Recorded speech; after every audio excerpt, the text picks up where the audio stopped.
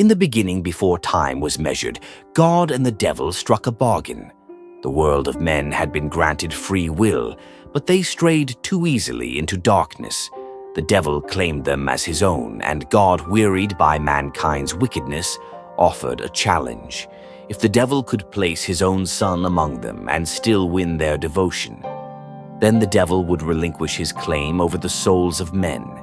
If not, he would remain their eternal master. The deal was struck in secret, written not in the stars, but in the void between them. And so a child was born to a woman named Mary, but it was not the Spirit of God that moved within her. It was something older, something darker.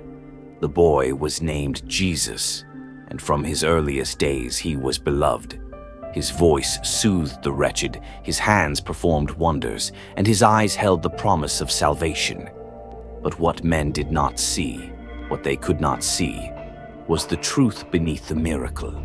When Jesus turned water into wine, the drinkers grew insatiable, addicted to their pleasure, blind to their reason. When he healed the sick, their afflictions did not vanish. They merely changed, twisted into new forms of suffering that men could not comprehend. When he fed thousands, they did not gain nourishment. They hungered forever for more, their souls growing fat with gluttony. Each miracle, disguised as a gift, was a seed of corruption, twisting the world ever so slightly toward its ruin. And they followed him. Oh, how they followed him!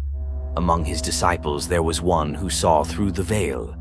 Judas, ever the skeptic, had begun to notice the patterns. The miracles left men hollow. The wisdom encouraged complacency. The love he preached was not selfless. It was submission. Judas realized the truth too late. Jesus was not the Son of God. He was the son of the adversary, sent to lead men willingly into damnation, so that the devil might win his bet. Desperate Judas sought out the priests. He betrayed his master, not out of greed, but out of the terrible knowledge that mankind was being led into the abyss. He had to stop it, even if it meant the greatest sin of all, handing the so-called Messiah over to death. The priests did not know the truth, but they feared Jesus enough to act. They brought him before the Romans, who knew only power and control. They did what men always do to things they do not understand. They crucified him. The cross, a symbol of agony, was never meant to be holy. It was a device of suffering, the purest work of man's cruelty.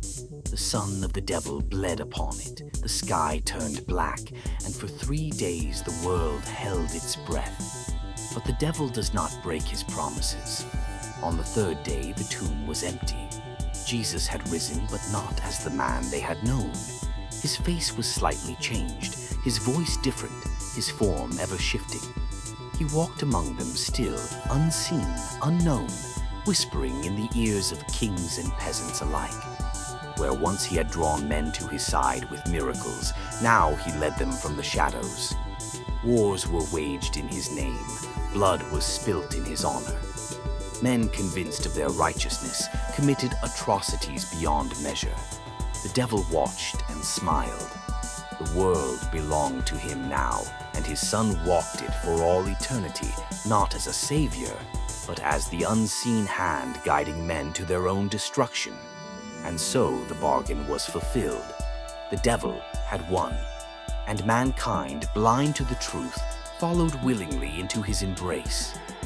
Now we understand why the true nature of those in power seem to be corrupt. Wealth and power bring out the evil in men that lies dormant, the devil waiting for his chance to gain one more soul on his playground of destruction.